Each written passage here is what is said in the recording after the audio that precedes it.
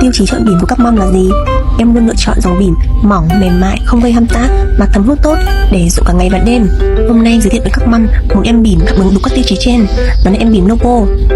Một bịch như này có 4 túi, nhỏ gọn tiện lợi, có nắp giá dễ bảo quản, phù hợp mang đi chơi, đi du lịch. Các mẹ thấy bỉm này trắng đúng không?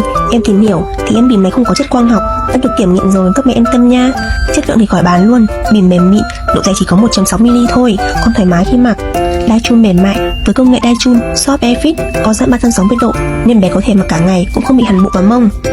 Bỉm cũng có vạch báo đầy và miếng dán cuộn bỉm, mẹ dễ dàng gói gọn khi thay cho con.